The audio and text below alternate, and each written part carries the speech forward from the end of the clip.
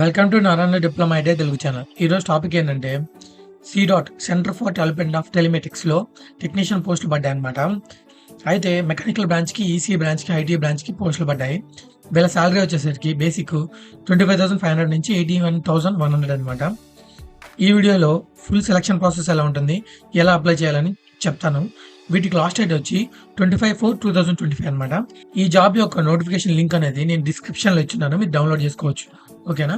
మన ఛానల్లో ఏదైనా జాబ్కి అప్లై చేసే ముందు దాని గురించి తెలుసుకోవడం ఇంపార్టెంట్ అనమాట. ఈ dot centre for development of telematics అనేది టెలికమ్యూనికేషన్లో కొత్త ఇన్వెంట్ చేస్తూ ఉంటుంది అనమాట. ఎలా అంటే 4G, 5G plus satellite wifi. అంటే ఇప్పుడు టెస్లా వాళ్ళది శాటిలైట్ వైఫై ఉంటుంది కదా, అట్లాంటివి ఇన్వెంట్ చేయడము. అలాగే మనకి న్యాచురల్ డిసాస్టర్స్ వచ్చినప్పుడు ఎటువంటి అంటే తుఫాను లేదా పిడుగులు పడ్డం ఇవన్నీ వస్తాయి కదా, మనకు అప్పుడు మెసేజ్లు వస్తాయి కదా, చూసారా? ఆ మెసేజ్లు చెప్పడం, అందరు మొబైల్స్కి పంపించడానికి టెక్నాలజీని ఇవన్నీ కూడా ఇవి ఇన్వెంట్ చేస్తూ ఉంటుంది అనమాట. ఇది సెంట్రల్ గవర్నమెంట్ కిందకి వస్తుంది. ఇది సెంట్రల్ గవర్నమెంట్ కిందకి వస్తుంది అనమాట.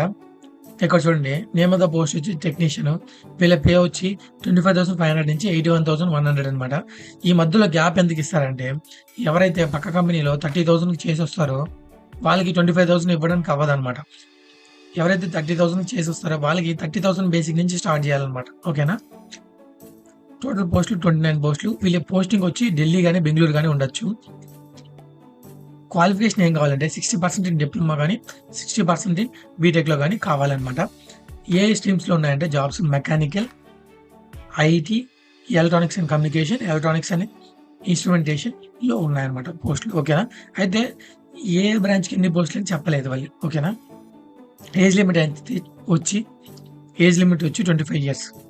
అయితే పాస్ అవుట్ అయ్యి 25 ఇయర్స్ ఉన్న వాళ్ళు చాలా తక్కువ మంది ఉంటారు, అప్లై చేసుకోవచ్చు అనమాట. మోడ్ ఆఫ్ సెలక్షన్ ఎలా ఉంటుందంటే return test plus skill test అనమాట.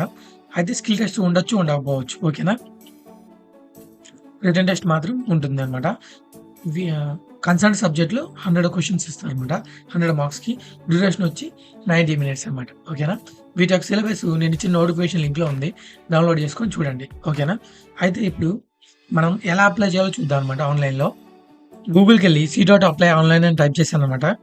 ఫస్ట్ ఆప్షన్ చూడండి, సెంటర్ ఫర్ డెవలప్మెంట్ ఆఫ్ టెలిమెటిక్స్లో కెరియర్స్ అని కనబడుతుంది కదా, దీని మీద క్లిక్ చేయండి అనమాట. క్లిక్ చేశాక ఇక్కడ కెరియర్స్ అని కనబడుతుందా, కెరియర్స్ మీద క్లిక్ చేయండి. కెరీర్స్ మీద క్లిక్ చేసినాక కరెంట్ ఓపెనింగ్స్ అని కనబడుతుందా, దాని మీద చూడండి. క్లిక్ చేశాక కిందకు వస్తే టెక్నీషియన్ కనబడుతుంది కదా, అప్లై ఆన్లైన్ అని రైట్ సైడ్ కనబడుతుంది, దాని మీద క్లిక్ చేయండి. ఓకే క్లిక్ చేయండి.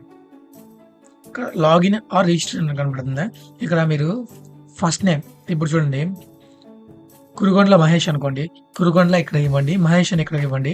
లేదా మహేష్ కుమార్ అంటే మహేష్ కుమార్ కూడా ఇక్కడ ఇవ్వండి. మీ ఈమెయిల్ ఐడి ఏదైతే వర్కింగ్ ఈమెయిల్ ఐడి ఇక్కడ ఇవ్వండి.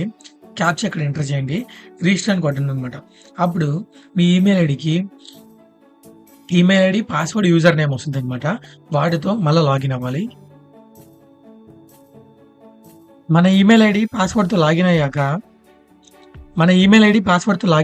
ఇక్కడ ఫాదర్స్ నేము, కేటగిరీ, మన ఏ కేటగిరీ, జెండర్, మన mobile number, date of birth, marriage status, current address, permanent address.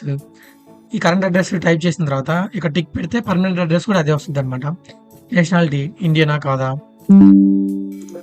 మనం ఇది డిసేబిలిటీ కాదా, అవునా. ప్రిఫరెన్స్ ఎగ్జామ్ సెంటర్ చూడండి, బెంగళూరు, ఢిల్లీ, ముంబై, భోపాల్, కోల్కతా.